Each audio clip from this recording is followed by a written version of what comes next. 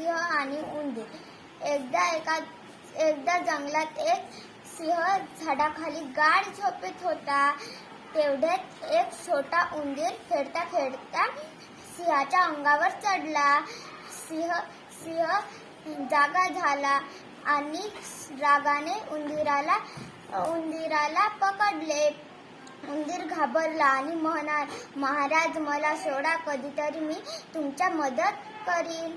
सिंहाला हसू आले, पण त्याने दयाळूपणाने उंदराला सोडून दिले। काही दिवसांनी सिंह शिकाऱ्याच्या जाळ्यात अडकला।